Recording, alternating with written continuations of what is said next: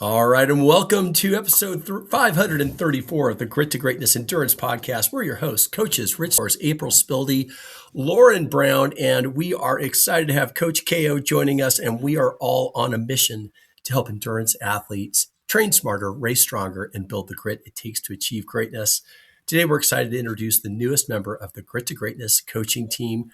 Coach Kristin K.O. Overton, K.O. as she's known, brings a powerful combination of endurance athletic experience, TriDot certified coaching expertise, and a deep clinical background as a physical assistant in orthopedics.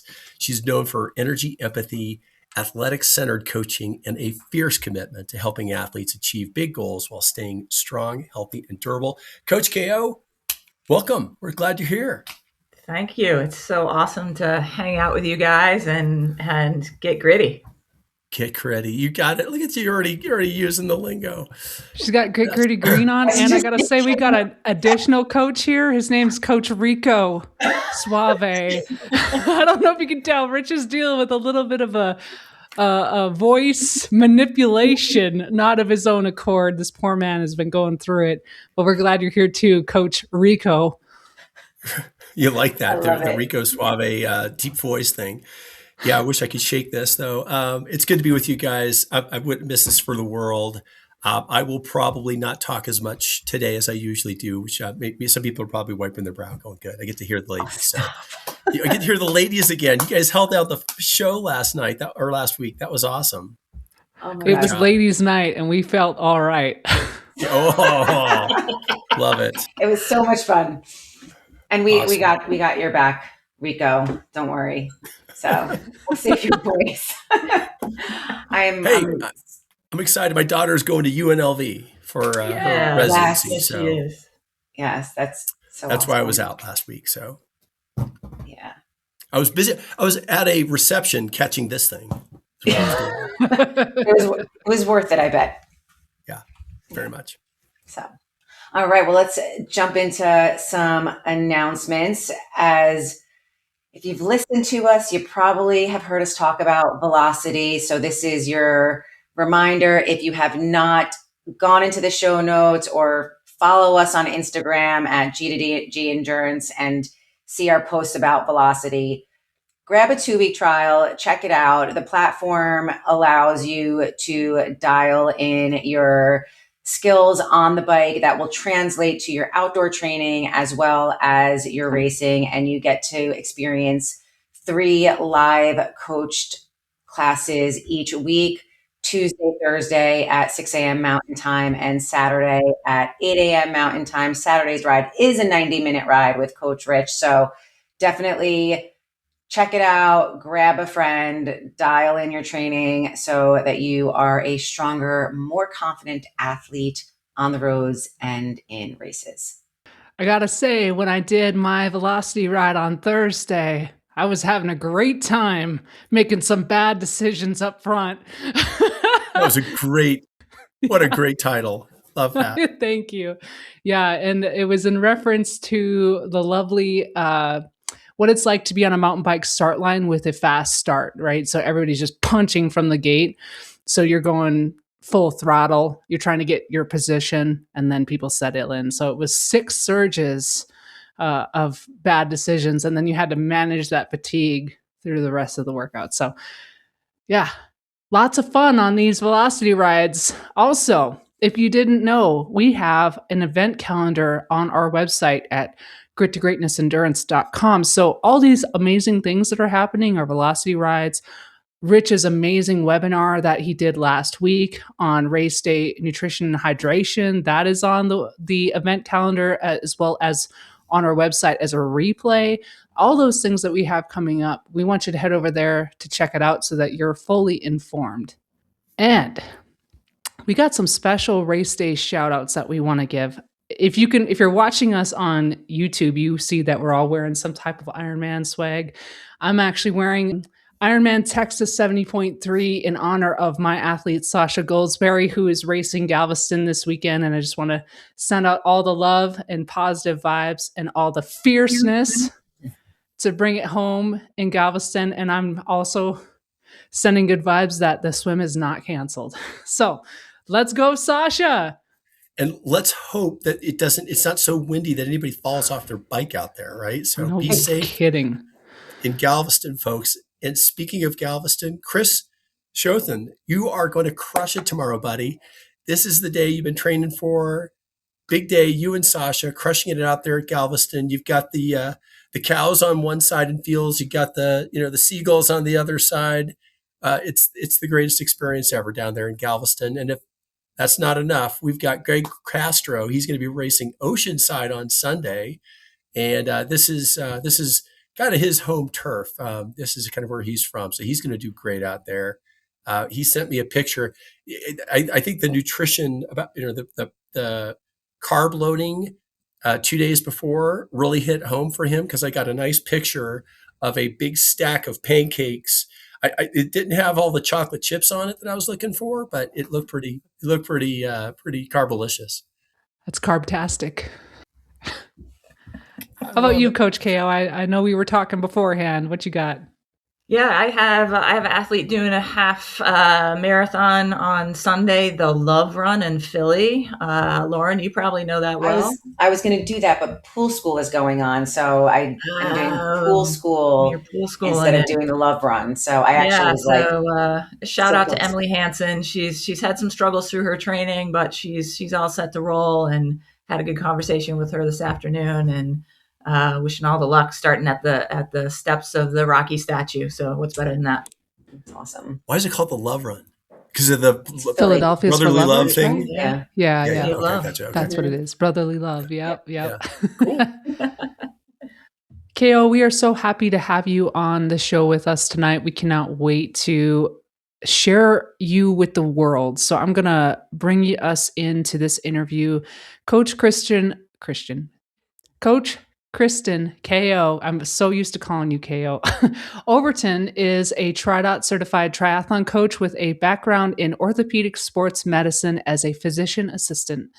With a passion for human performance, injury prevention, and helping athletes balance life with endurance training, K.O. blends science, structure, and a you can do this mindset. Perfect for our Get Gritty crowd. She has coached athletes across all distances, from new triathletes taking on their first sprint to seasoned competitors chasing podium finishes. As an endurance athlete herself, K.O. understands the physical and mental demands of multi-sport and brings that lived experience into every training plan she builds. Welcome to the show, Coach K.O. Thank you. Awesome introduction. Appreciate that. I just am so excited about doing this. So the first thing we've got to do, Coach K.O., before we get into all of these great questions that we've got prepared for you, is we like to do something really fun. It's just a little icebreaker where we kind of just, get away from serious questions and we just have a little bit of fun. So we're going to play 2 truths and a lie. I'm going to ask you to give April, Lauren, and myself 3 statements about yourself. 2 of those you know to be true. One of those is a very deceitful lie. You are going to sell the lie, so we have no idea what it is. We are going to pick, and then you're going to tell us what the score is when we're done here, okay? Anything is game. We want to get to know you. So 3 statements about yourself. Whenever you're ready, I've got my 3 numbers here. I'm ready to take some notes. Sounds good. Wow, you're writing it down. I love this. This is great. I take this very seriously. Yeah, like so many things to choose from, and the brain just like kind of works its magic. So let's start off that I have a twin sister. I participated in the 2010 Long Course World Championships, ITU World Championships, and realized the actual length of the course 1 week prior to the race, thinking it was 70.3 when it was really a lot longer. And a third thing is I was a college professor. These are tough. Number 2 is very specific. Very. Got a lot of explanation. That makes me think it's the lie. Right? I know, right? Like, there's a little detail that's... Lay out a little bit of yarn there, just, see if they bite. Yeah. We've done this before, K.O. I know you're well seasoned at this. Yeah. Lauren, you want to take a guess? I'm going with number 2. That's my guess. The lie is number 2. Okay. Yeah. I'm going to go with number 1. I think you have a twin brother. Ooh. Little nuance. Little nuance there, yeah. Yep. I don't Well, I'll know tell this, you by what. the way. I'm just guessing. Stalking Facebook real quick. Yeah. We take this seriously. I want the long course thing to be true, just because I want to hear the story, right? I just want to hear so I'm just going to avoid that because I'm hoping that's true, and then we hear the story. And I'm just going to be an outlier here and round us out with the college professor is the lie. How about that? Somebody's going to get it right. K.O, open the kimono. All of you picked one of them. That makes me happy. That means it was a true stump, right? It was a true stump. So we'll start with number 1. I do have a twin sister. I also have an older brother and an older sister, but yes. So she's the What's best. your twin sister's name? Susan. Susan. She goes by Susan Susan. and Kristin. Identical? We are fraternal. Fraternal, okay. Yeah. And she lives on the West Coast in Seattle, and I'm all the way over here on the East Coast in Connecticut, which is horrible, but we're still super close and try to spend as much time together as we can. So that's awesome. Okay, so number 2. So I did race the 2010 ITU Long Course World Championship. I did not realize how long it was. However, I did realize it at about 6 weeks out as opposed to 1 week out. The little details. Yeah. A little technicality there. Yeah. Yes. So human lie detector it was right there. almost the full Ironman distance. So I qualified for 70.3, but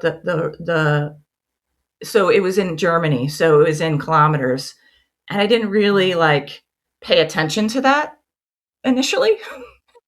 And then all of a sudden I'm looking at the website and everything. I'm like, wait a minute, these numbers sound a little off. Yeah.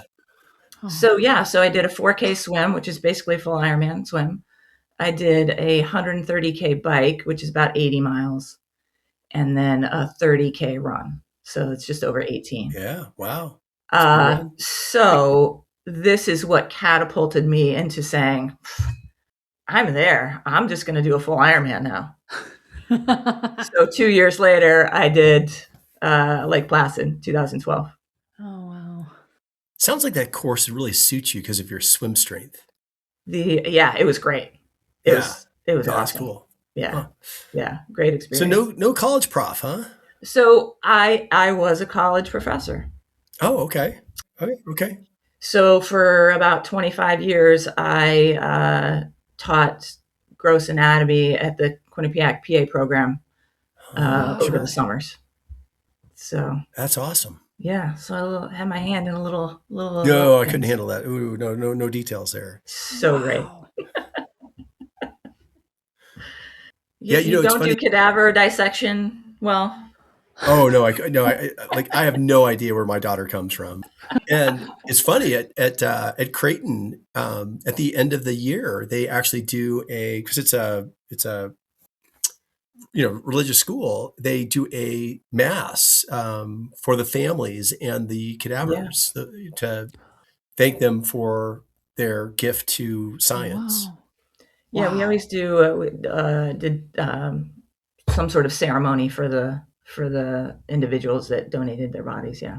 Wow. Yeah. Fascinating. Yeah. Cool. Well, man, that's just the starter. What? Boom. You asked a serious question yet. I need to know you so well. April. I'm in shock right now. I'm like, first off, Professor K.O, and then biology cadavers. Frankenstein, let's do this. Yeah. I love it.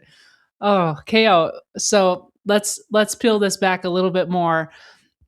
First off, how did this K.O name come about? I want to hear that. And then what brought you into the endurance world?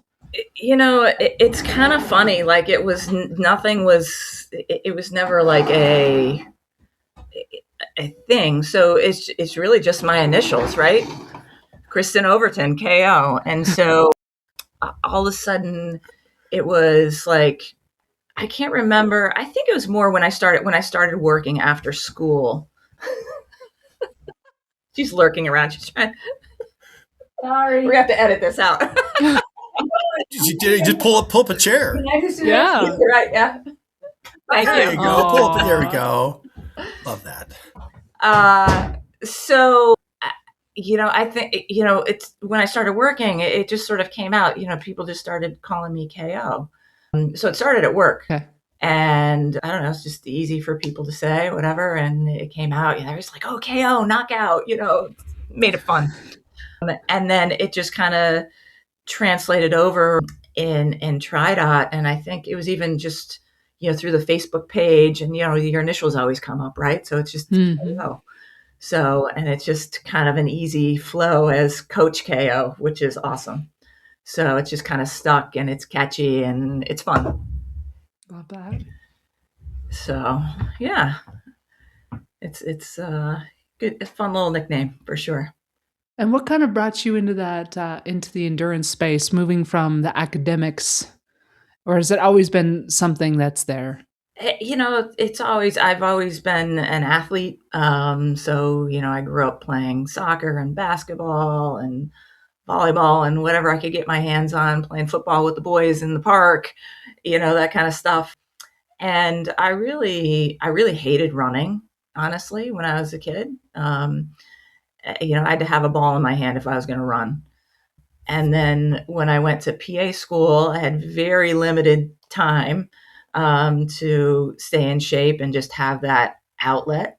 And so it's easy to throw on a pair of running shoes and go out for a run. So I just started running and started enjoying it. And so then it just kind of catapulted from there. That being said, I actually did my first triathlon when I was in college.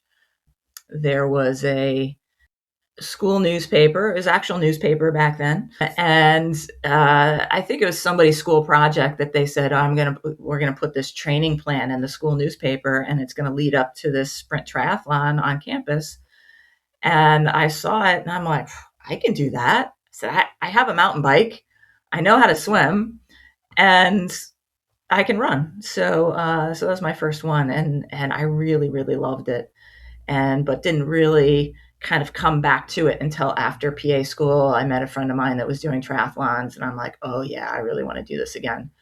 And so just started doing them with her and kind of did some sprints, did some Olympics, decided to do a half and, just kind of kept building up to the higher endurance levels. Love that. So your background, one, I love learning as much as I possibly can about like our bodies and learning about why injuries are happening and what people can do. So your background is super intriguing to me, KO. And so for me, I appreciate and respect the unique lens that your full-time career gives for your other full-time work, your two full-time jobs, basically. Right. And can you just share a little bit about how your background as a PA working in an orthopedic setting has helped shape your approach to coaching and working with your athletes? Yeah, absolutely. It's certainly enhanced what I can offer and just the knowledge and most of the time these, injuries are not serious. Sometimes they are, but most of the time, they're little niggles, they're, little things here and there, and nobody really knows what's going on, and having that knowledge and knowing, what is really just a little niggle and what is something that you should really get checked out is super powerful. And,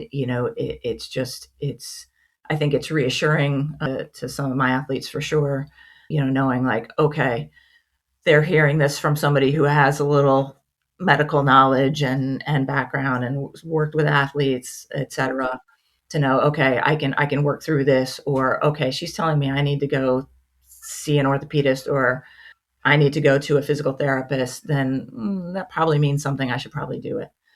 So it's nice to have that background and have that, information for my athletes for sure.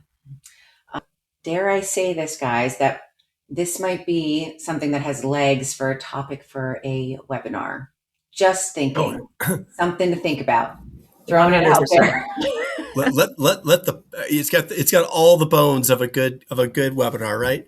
Yeah, Let the puns keep on coming. Yeah, your expertise.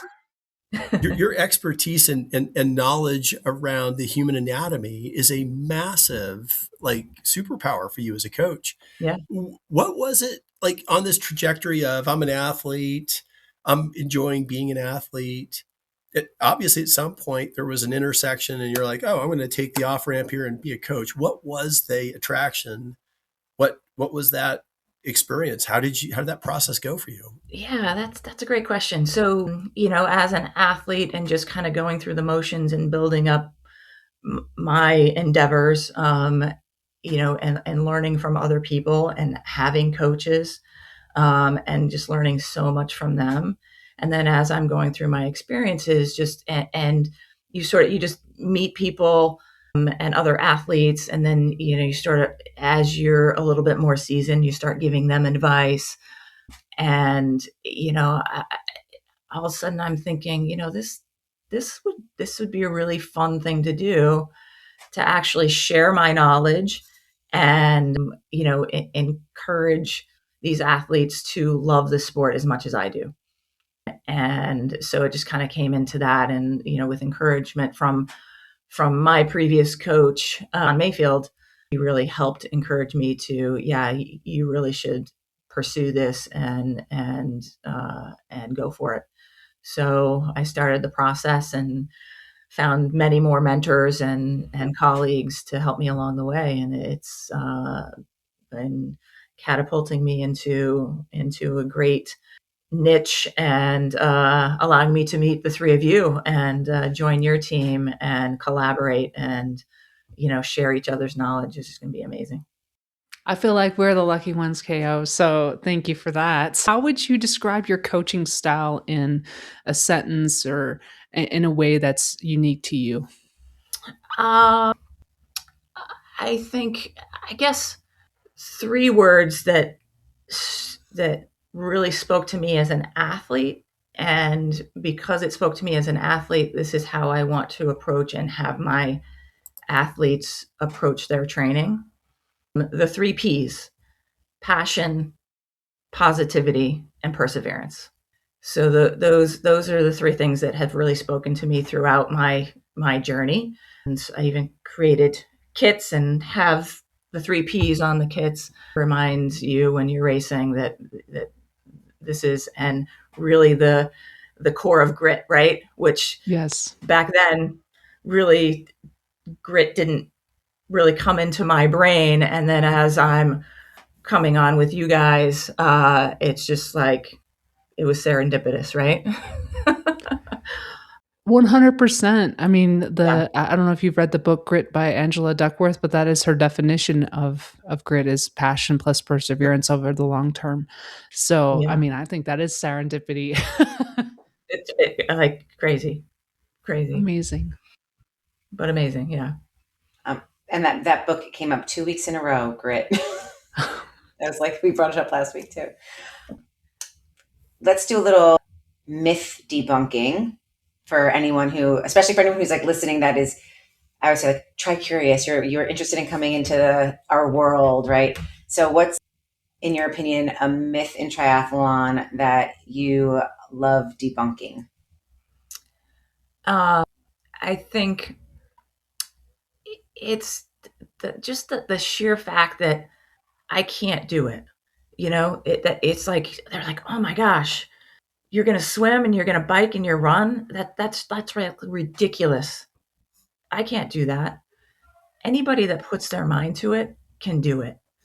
And because there's so many different levels of triathlon, you could do a super sprint, a sprint, Olympic, all the way up to Ironman, up to, ultras. Not everybody's doing Ironman. You can do a nice little short sprint. You can do the breaststroke through it. You can, ride your tricycle, and you can walk the run, right? And you can complete it. And then you do that. And then you're like, oh, I can do that. Well, I can do better. I could swim, regular freestyle. I can ride a regular bicycle. I can actually run, and complete these things. And it's an amazing experience because you think you can't do those things when really you can, and showing people that you can do these hard things is huge. Yeah. So I think that's like the biggest thing in triathlon. I love that you picked that because that's just, it is so funny that so many people don't believe in themselves.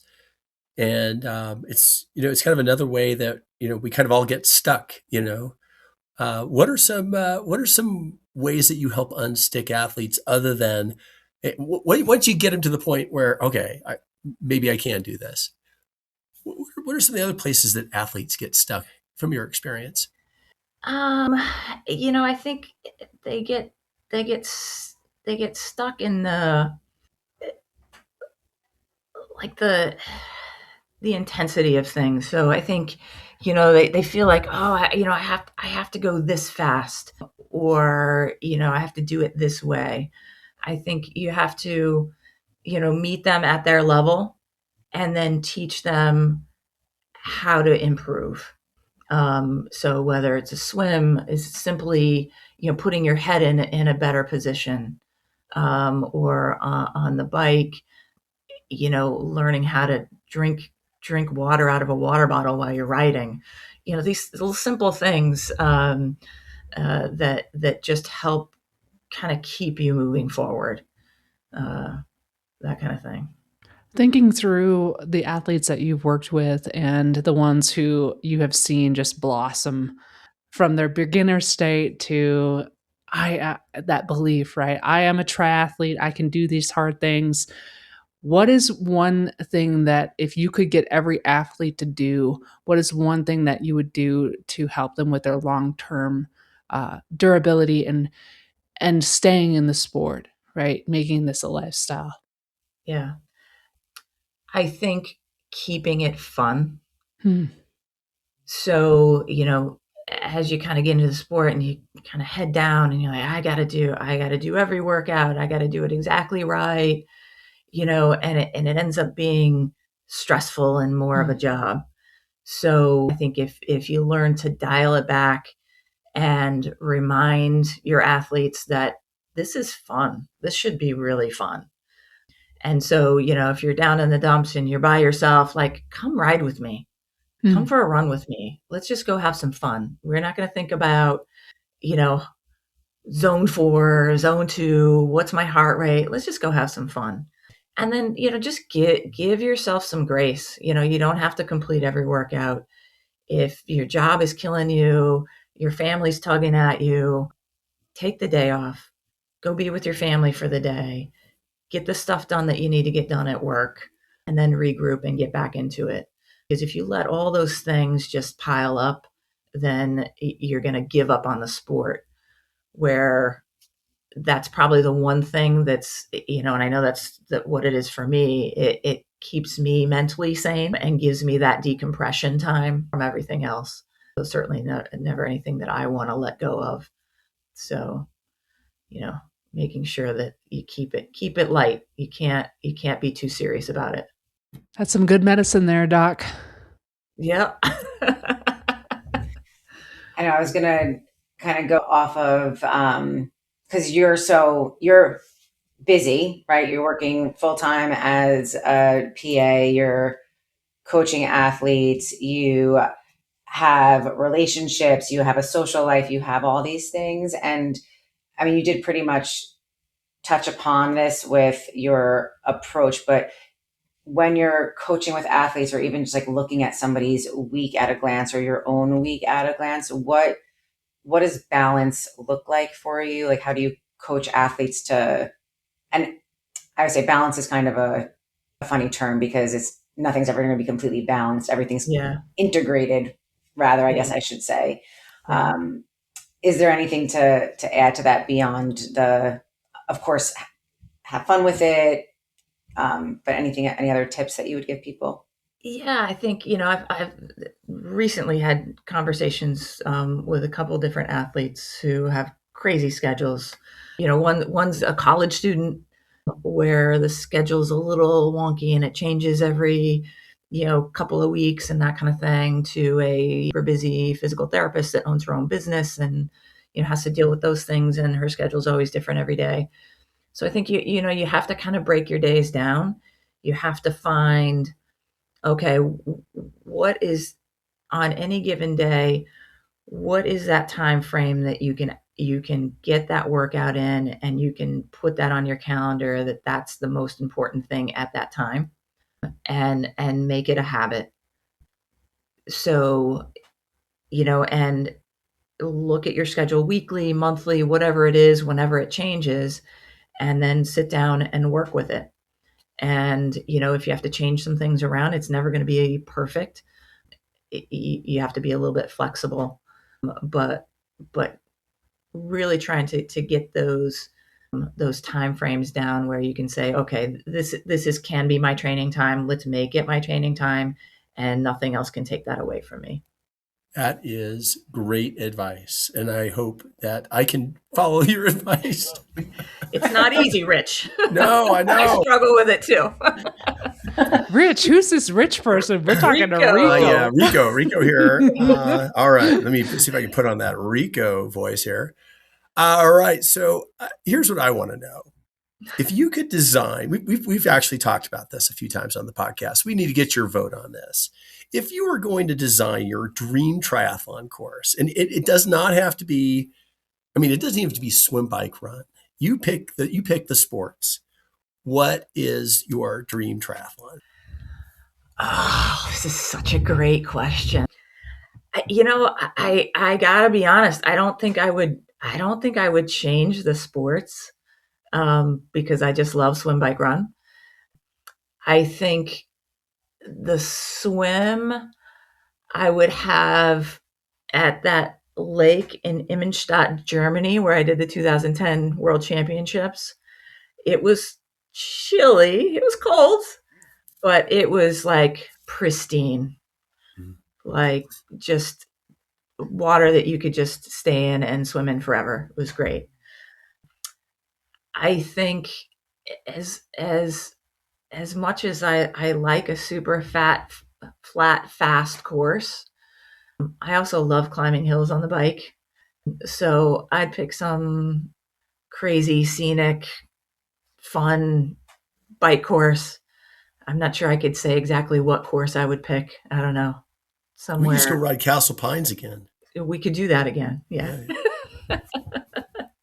Some beautiful, beautiful course in Colorado. I wouldn't mind that. And then the run for me, on the other hand, would have to be super flat, because running is my Achilles heel. So I like, getting off the bike and just having a nice flat course that you can just cruise it on home. Preferably, I like, kind of running along the beach, having the ocean on one side, the crowd on the other side cheering you on. I really loved Marbella, that run course. That was fun. So I guess I'd go there. Bravo. Well, if we ever figure out a way to transport, if we get some Star Trek technology, that sounds like the perfect triathlon experience. All right. Nice. We are now at the point of the podcast. We're going to put you through some paces, Coach K.O. All of us are going to go through some rounds. So you've shared the wisdom, the science, the strategy, but now we're going to test something far more important. Your ability to survive chaos. You've made it to our fun segment, and tonight's game is called KO, but not that KO. So that's right. We're diving into the moments that mentally, physically, emotionally knock endurance athletes flat. We're talking about knockouts. So you're going to get 5 questions, and you need to tell me what knocks the wind out of your sails the quickest. No prep, no data, no wrong answers, just pure instinct. Rich and Lauren, you're not off the hook. We're all playing. So here's round 1. This is the mental knockout. Which thought is the most dangerous mid-race? A, I'll just back off a little.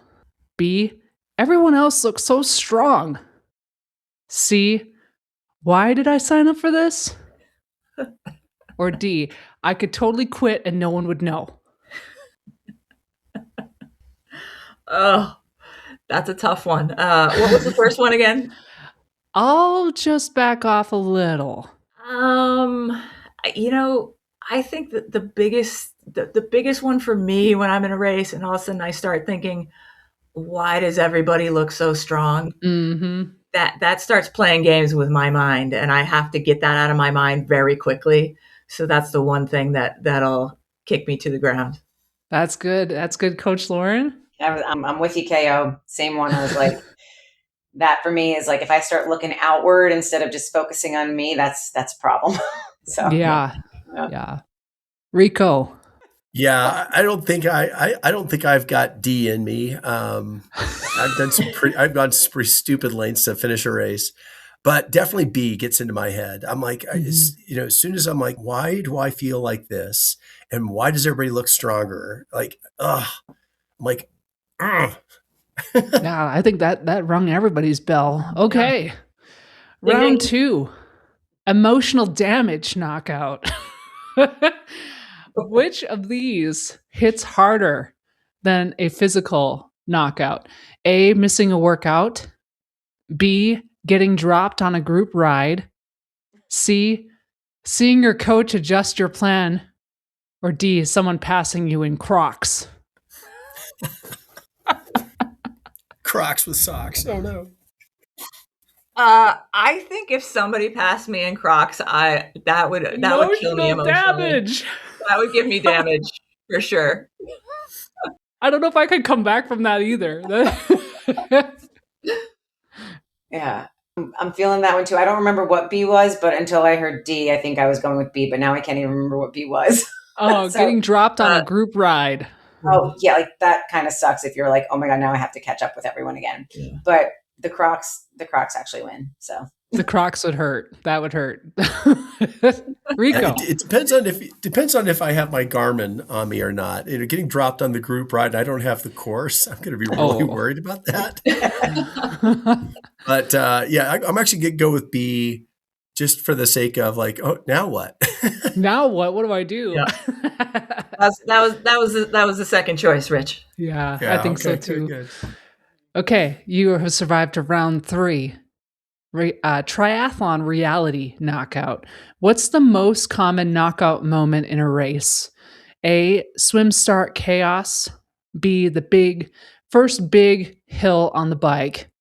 C, mile 10 of the run of an Ironman. Or D, realizing your nutrition plan was ... vibes. Ooh. I think it's got to be nutrition because I've had the nutrition ... The grumbles. The grumbles. Usually on the Ironman, mile 10 is not great. But yeah, I got to go with the nutrition. Same. I'm feeling the same way, K.O. I mean, nutrition is you all are vibing. You and I are right at vibing big time. Yeah. But if your nutrition is off and you're like struggling because of that, it's like brutal. Like game over. It's hard to come back once that happens. Yeah. Mm-hmm. Exactly. Personally, I have to agree. But because that is, as soon as I start to feel the grumbles, I know, we're headed for trouble, right? Now I'm in damage control. But honestly, if I just were to think about objectively, not me personally, and just looking at the sport as a whole, I think probably the big KO moment for a lot of people is the swim start chaos. And for sure. you go to an Ironman and you go to the race tent or the timing tent in the transition area, and you can see at the end of the swim, they call it the chain of broken dreams, and it's the trackers of the people that DNF the swim. So yeah. Coming in with those hard truths. Mm-hmm. That was a hard hit, Rico. Rico bringing us down. No, Good though. Okay. We got round 4 here. Ding, ding, ding. Coaching KO. Which coaching phrase secretly feels like a knockout? Trust the process. Let's stay in zone 2 today. We're building durability. This is a recovery week. Oh, that's such a tough one. Wait, what was number 1? Trust the process. Trust the process. I've said every single one of these. Yeah, it's like, it's so hard. This is so hard. This is a tough one. You're knocking me out. Yeah, round 4, we might not make it. I think let's stick to zone 2 today. Yeah, that's a good one. So yeah, usually that means like, A, you're just having a bad week, you're fatigued, you're like, you just can't handle the high intensity. And so, like, oh, this really means that I just got to dial it back. Love that. All right, I'll contrast this one. So I'll say, trust the process. I say it to myself, I say it to athletes, but I think like sometimes when you're saying that, it's because the athlete's not trusting the process. So it's like for them, they're like, so I'll roll with that one for this. They were all good though. Good one. I love these. These are like the coaching version of accidental diminishers from multipliers, which I know we've all read, right? Right? Oh. I think the other one that's pretty good is, I think there's something positive in here. Let's find the silver lining. Yeah, exactly. Right. The good news is. The good news is, yes. Oh my gosh. I think let's stay in zone 2 today. You overcooked yourself. For the person who's like really hungry and wants to train hard, they're like, oh, coaches hold me back. Great point. Guess what? We are still on our feet here. We've got round 5, final round. This is a life knockout. What is the ultimate adult life knockout? A, waking up sore for no reason. B, getting excited about a new sponge. C, canceled plans feeling like a win. Or D, going to bed before 9 p.m. voluntarily. This is so good. Well, I've gone to bed before 9 p.m. for years now, so I say I'm okay with that. I think probably the biggest thing for me these days is waking up in the morning and feeling sore for absolutely no reason at all. Yeah. That neck. Oh, shoulder. Really? Yeah. I didn't even do anything. It was a light day yesterday. Yeah. I'm going with sore throat. I won't, waking up with a sore throat. Life knockout right there. Oh. Yeah, I'm going with the A as well. The other ones, I'm kind of like, I'm cool with that. I'm cool with being okay with plans canceled and going to bed at 9. That does not bother me at all. Excited about a sponge. Who I am. Yeah. And I mean, the sponge thing. I'm just like, and SpongeBob SquarePants. We're pals. Yeah, right. I revel the canceled plans. Like, yes, I'll get more sleep tonight. That's a win. That is a win in my book. I have no shame in my game. All right. Ding, ding, ding. That is the bell on KO, but not that KO. Coach KO, Rich, Lauren, you made it through. If there's one thing we learned today, it's this. The real knockouts in endurance sports don't come from the course. They come from what's happening between your ears. So next time you're out there racing, training, or just trying to hold it together on a random Tuesday, pay attention to the moment that tries to knock you out and decide that you're still in the fight. That's what we call getting gritty. Love it. Amazing. Speaking of getting gritty, we want to give a shout out to our show sponsor, Vespa Power Endurance, helping our athletes tap into steady, clean energy so they can stay strong, focused, and in the zone longer. Vespa is not fuel, but a metabolic catalyst that shifts your body to use more fat than sugar. Vespa comes in a number of products. Check it out. Less sugar, higher performance, faster recovery. The home of Vespa The home of these products is Vespa Endurance. We've got a link here in the show notes, and you get a 20% off of your first time order, and you can get recurring orders for 15% off with the code G2G Vespa 15. The link is here in the show notes. Check it out. All of our athletes are using this product and having great success with it. And Coach K.O, thank you for joining us today. We're so glad to have you on board with us as a coach here at Grit to Greatness Endurance. And team, what a great show, huh? Thank Loved you. it. This is Yeah. super Thanks fun. for spending time with us today on the Grit to Greatness Endurance podcast. If you enjoyed this episode, please follow us and leave a rating on Apple Podcasts and YouTube. It helps us reach more athletes like you. Stay gritty, train smart, and keep chasing greatness. We will see you next week.